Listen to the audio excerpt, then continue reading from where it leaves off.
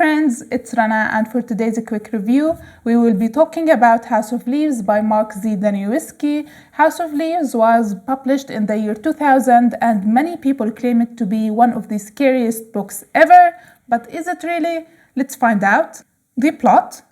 It is basically a story within a story. We follow Johnny Trant. He is a young man who lives in LA and works in a tattoo shop. One day, his friend tells him about this blind man called Zampano who recently passed away. And with his death, most cats or all cats that frequented that area disappeared. So Johnny and his friend decide to go and take a look at Zampano's apartment, where Johnny finds a set of paper. It's like a manuscript called the Navidson Record. It is basically an analysis of a documentary-like home movie shot by a photographer called Navidson, where he documents his moving process with his family, moving to this new house in Virginia where weird things start happening. Like Navidson finding out that the inside of the house is slightly larger than the outside, which really doesn't make any sense in physics. Then suddenly a door appears inside the house that wasn't there before.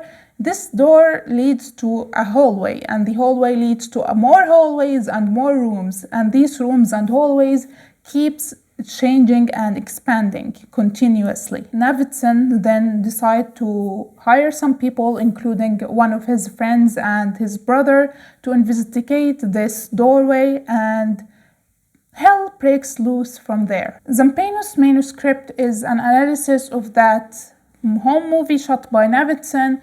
Also added to it some footnotes and explanations by Zampano's himself, and there are another set of footnotes added by Johnny himself talking about his life, where he takes us with him about his day-to-day life in a stream of consciousness type of way. That, in short, is the main plot of House of Leaves, and now let's talk about the things that I liked and enjoyed in this book, i.e. the prose. The first thing is the Navidson Record. I enjoyed reading about the Navidson family the best. I enjoyed reading about them, their moving process to this house, what is happening inside this house, and the conflict between the family members. I liked going with Navidson in his expeditions of the hallway with his crew.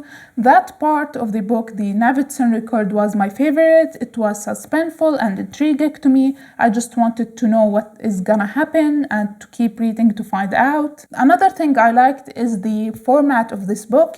I liked how it is not traditionally written, how it is full of footnotes and references to real life. I liked how sometimes there are pages completely full of words, then pages with one or two words only. Also, every time the word house appeared on page, it was in blue. Some parts were in red and crossed out. Sometimes you had to flip the book to be able to read the lines. Other times you need to use a mirror to read the words. I found all of that a clever and unique way to write a book. My favorites were definitely the letters that were written by Johnny's mother to him, especially that one letter where you had to decode it to reveal the real hidden message by taking the first letter of each word. Things like that made the reading experience quite fun.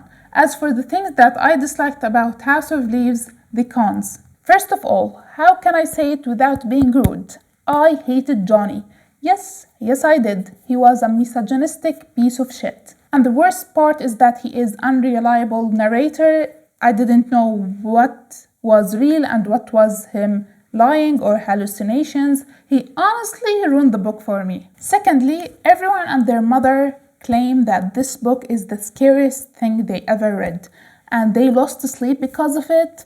They couldn't sleep after reading House of Leaves, and I can't believe them. I really can't. There wasn't anything scary about this book. Creepy? Yeah, maybe. Scary? Absolutely not. The only thing that was scary to me was the very, very long paragraphs that made the book read like it was an academic book.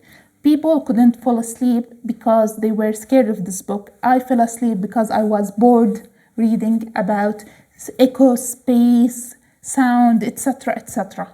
It took me a month and a half to finish this book because of that, and it put me in a really serious reading slump that I'm still recovering from. And a pro tip from me, it is not necessary to read every single word in the footnotes by Zampano and the editors. It doesn't matter. It won't make any difference. I read every single word and I regret it. And finally, the final con is I can't understand the ending, especially the part about the dying baby. If you do understand it, please explain it to me in the comment section because I'm still hella confused. Final thoughts. My rating for the Navidson story itself is 4 stars. My rating for Johnny's story is 2 stars, and for the format, it takes 5 stars from me. The overall rating of the book, based on my enjoyment and all the pros and cons that I mentioned, is 3 out of 5 stars. I mostly enjoyed House of Leaves and it was a new experience to me, but I'm still confused regarding many things like the dying baby at the end, the disappearing cats, the claw marks in the Zampino's apartment, many questions left unanswered. In the end, I don't know if I am too dumb for this book or if it is too dumb for me. I still don't know. Either way, I highly recommend it for you. It is quite the experience reading it. People who read this book are split into 3 categories. People who worship this book and swear by it, people who hate it and think it is trash, and people who are confused. They like it, but they are confused, and I fall in that category. So that's it for today's video. I hope you liked it. Please subscribe to see my future videos and I will see you next time. Bye!